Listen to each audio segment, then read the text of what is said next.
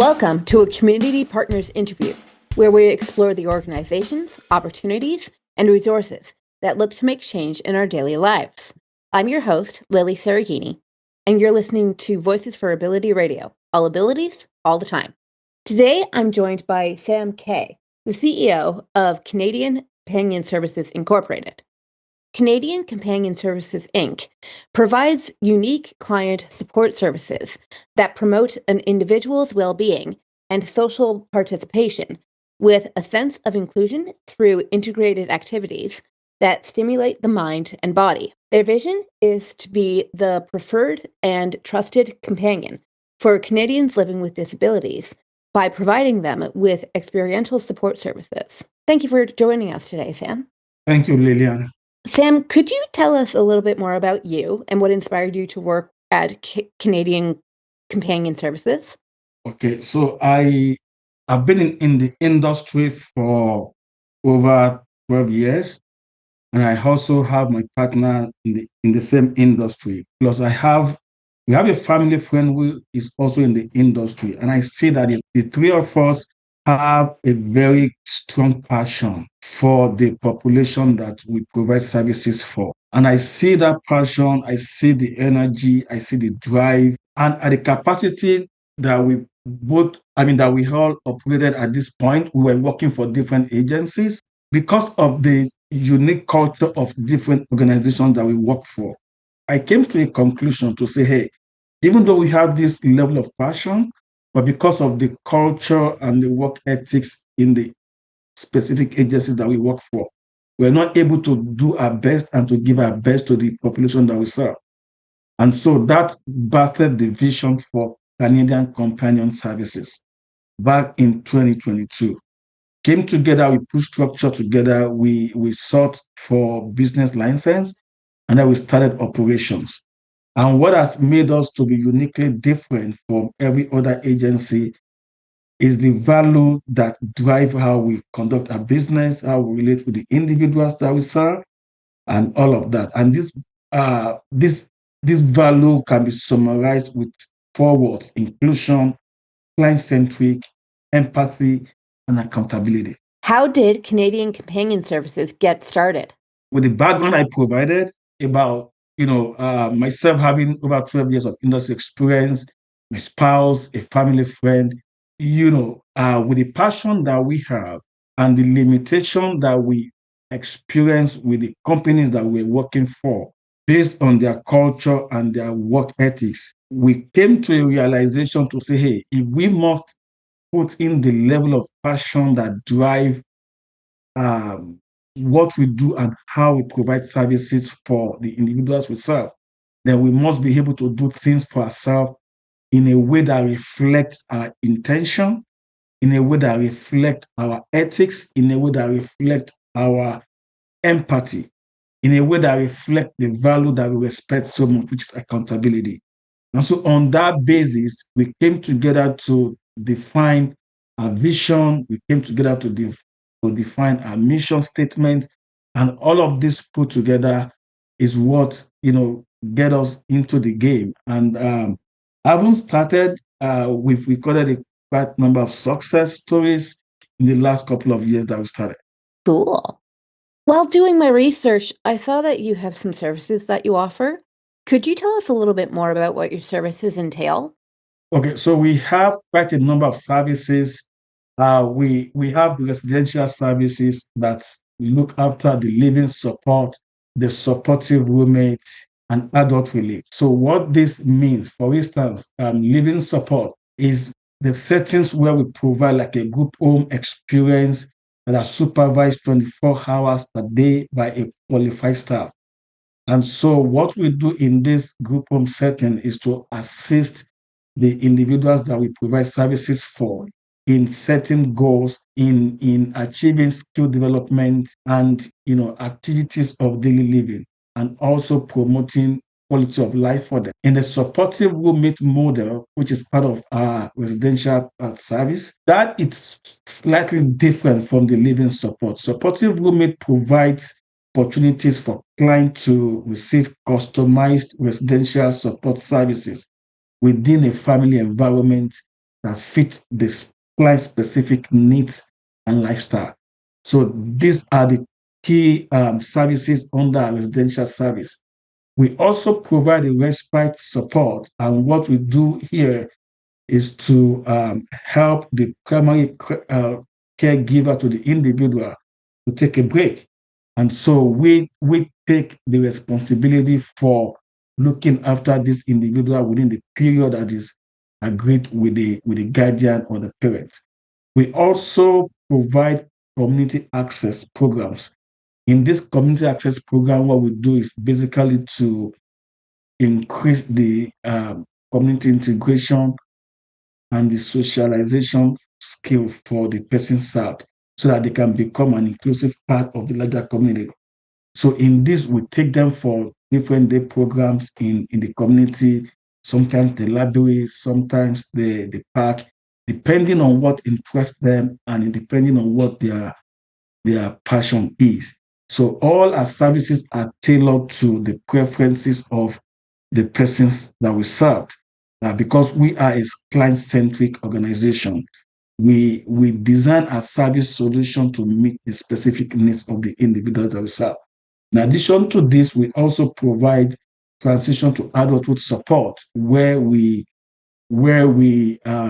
provide a whole lot of guidance and framework to individuals that is transitioning from the youth age to the full adults. We provide them around the opportunities that are available in the community, the specific resources that they can explore to achieve their goals and to become better adults.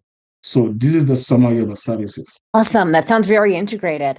Yeah, I like it when it's community led for sure. correct. I also saw on your website that you have something called resources. What are the resources about? Okay, so in the resources page of our website, we have 4 parts to that. The first part in that resource page is the skill development programs that we provide in-house for the people in our services. We have quite a number of skill development activities. One of them is money management classes for individuals who struggle to understand the value of money, individuals who struggle to understand what $5 can buy relative to what $20 can buy, and to also understand the importance of money, teaching them the skills of savings money to achieve specific financial goals. We also have cooking classes that teach these individuals on how to cook different, cuisines and all of that, depending on their cultural background, depending on their specific preferences and all of that. We also have a program called emotional regulation. And in this program, we help participants to develop effective emotional regulation skills to better manage their emotions. And what participants can learn in this program is the practical strategies for emotional regulation, such as mindfulness, relaxation activities, cognitive behavioral strategies, and all of that. We also have art and craft programs. In the art and craft programs, we offer various creative expressions opportunity for participants to learn differently, either knitting, either weaving, hair making, and the rest of that. And we also have a program called Healthy Relationships and Setting Boundaries. This specifically is good for people who struggles to manage their personal space, who struggle to respect other people's personal space, and also giving them tips on how to wisely choose their friends to ensure that they're safe and all of that. So that is one thing you see under the resource page in our website. You also see a section dedicated to client and guardian resources. And in this section, we try to provide information to the parent and the guardian of our individuals on helpful links on how to access specific resources within the community, and also give them a good understanding of that part of our policies and procedures that they need to know. We also have information regarding our handbook and how they can access the public advocate if they choose to. We also have a section dedicated to the staff. In the staff resources, you would see things around key email directory for staff to be able to contact depending on what they need. It provides them the platform to know how to engage with the organization on day to day. And we also use that opportunity to communicate the statutory holiday to them. More importantly, the last but not the least, in that resource, we have the occupational health and safety section that provides tips on how people can stay safe, and also knowing their OHS rights and obligations. So those are the things that we highlight under the resource page in our website. Excellent. It sounds like there's something there for everybody. Absolutely. Are there any restrictions to becoming a member of Canadian Companion Services, such as age, disability type, caregivers or family members only, things of that nature?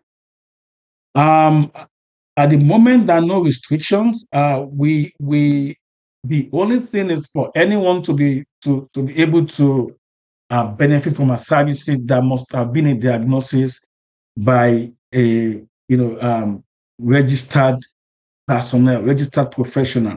So it is on the basis of those diagnoses that we try to understand and develop a care solutions to that. But regarding age, we take care of children, we take care of youth, and we take care of adults. Depending on who comes to us, there is something good for every age bracket, to ensure that their quality of life is protected and is enhanced.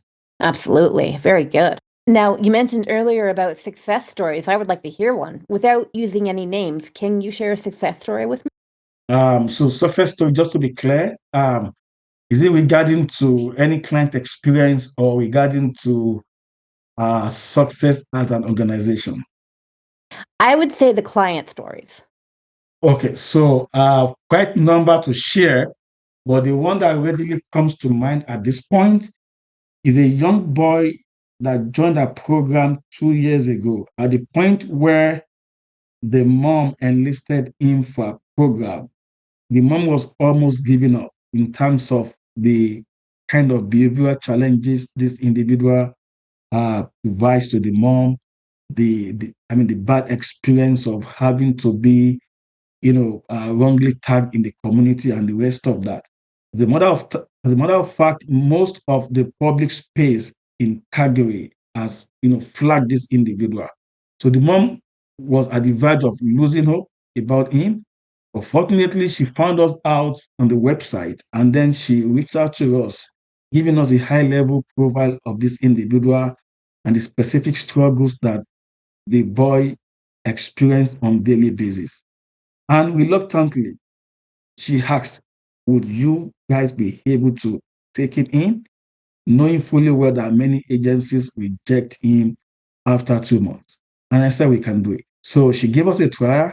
We completed the intake process. We jointly developed goals for him. And then we were implementing the goal, and we were tracking different parts of what we needed to track to see what interventions we need to further make, or what new things we need to introduce, or what specific things that we found out that we're doing good that we need to continue doing. So after 3 months, when we sat down again to access the goals, we saw that things are really getting better. Just a few tweaks were required in the ISP that we provided. ISP is the individualized service plan. And so we continue with what we're doing. After 6 months, this guy has turned a lot better in terms of behavior, in terms of mannerism, and in terms of specific issues that he experienced within the community. And today, the mom is one of our biggest advocates that keeps getting friends and family, into our service based on the good experience that she has. At the point where we completed our accreditation last year, one of the process for the accreditation was that the accreditation body needed to speak to either a parent or guardian or the individuals, if the individual is so self-expressive. So this woman gave us a huge commendation that really boosted our accreditation experience. That's awesome. I mean, good reviews come from good work. Absolutely. Absolutely. What is one thing you see happening over and over again to individuals with disabilities that shouldn't be? And how do you think we stop it? Yeah, I think a lot happens. And like I said at the beginning, one reason that battered the vision for establishing Canadian companion services was the frustration in the industry and the limitation that I have as a person to effect the kind of change I was looking for. And so, to your question, one thing that I know happened is because over 90 to 95% of people in this industry are in there for the money. And so when you are in the business or in an industry or a space for the money, passion will be missing for sure. Empathy will be missing for sure. Accountability will be missing for sure. That client-centric drive will be missing. And so the way to stop this, going forward is for the regulators in the industry to actually develop other ways to measure genuine people who are in the space not for the profit, not for the money, but just for the passion, just for the genuinity of helping a human being, a fellow human being. It doesn't matter the level of disability or the nature of disability, just the heart to help somebody created by God. And I think that would, be a really big game changer for the space, for the industry that we operate in. Absolutely. I honestly think when you're approaching different people with different capacities and different needs, you can't be in it for the money. You have to be in it for the person. Absolutely. Are there any events coming up for Canadian Companion Services? Not within the next 1 month. The one big event that we're looking forward to now will be the Christmas party to celebrate the individuals that we serve and the staff who have worked tirelessly to ensure that individuals receive the quality of service that they deserve. So this is being in the plan right now, not fully finalized. Date will be somewhere around third week in December, and the details of the venue, the specific date, and how to be part of that event will be uploaded on our website as soon as the planning is done. But it's currently being planned for. Nice. I love the holidays. If someone wanted to become a member or a volunteer with Canadian Companion Services, what is the process for becoming one? Okay, so member, I would understand your meaning you meant employment opportunities. I think a member might be referring to a client in this case, actually. Okay, so for client, it's a simple process. They just need to approach us either with a phone call, either with an email, or either they go to our website and complete an inquiry form. Very simple and easy to navigate.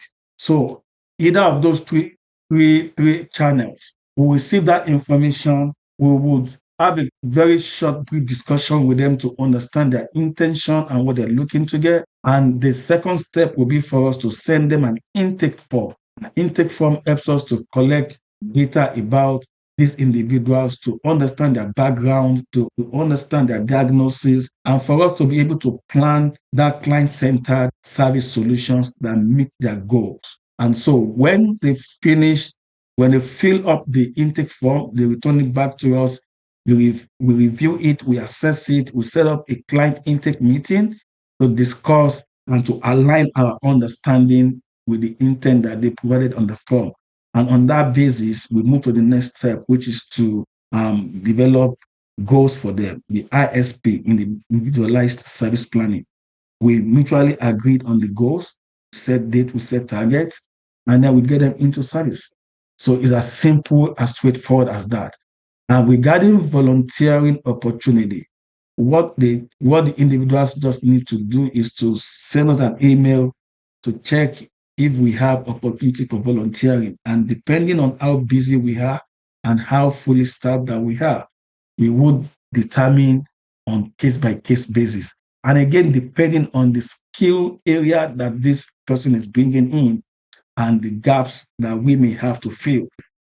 Different factors come into our decision to take in volunteering position at any point in time. I hope I answered your questions on both sides. No, that's perfect. It sounds very simple. Yeah, very simple. Keep it simple. Simple, the better. Absolutely. What is the one thing that everyone needs to know about Canadian Companion Services? So the one thing is encapsulated in our vision statement, which is that we are the trusted companion for Canadians living with disability. Nice. I like that. If listeners are looking for more information, how can they reach out to you? Different ways. They can either send us an email, and that email should be sent to talkto@canadiancompanion.org. They can send us text message or a phone call at 587-429-2605. For both options, we respond within 24 hours. It is one of a service level commitment, and we have never failed on that. Or they can choose to go to our website at www.canadiancompanion.org, go to the contact section, and then fill up a form, a very simple form that asks for their name, their phone number, email, the subject area that they want to talk to us on, and then a very simple message. And they submit the button. They submit the form. It comes to us and we respond to it. All right. Thank you very much, Sam. Thank you so much, Lillian. All right. Do you have any questions for us? I just want to check which part of the city are you guys based in? Oh, we're in Ontario, actually. Oh, Ontario. Okay, nice. All right. And how did you find us out? You could have been pointed out to us by someone else, actually. Okay. All right. Thank you for your time today. And to be sure, your radio station is currently internet based. Is that right? Yes, we are. Okay. And if I want to log into your station, where do I go? And how do I log in? I think I have a link here. I have a link on the email I received from v4studios@gmail.com. Okay, I have something here. Okay, perfect. Good. Sorry, I'm not part of the social media team, actually. Okay, that's fine. All right. Thank you for your time today, Sam. No worries. Thank you so much, Lillian. Thank you. And everyone on the call. Absolutely. You've been listening to a Community Partners interview on V4A Radio. I'm your host, Lilly Cereghini. And remember, folks, stick together because we're all in this together.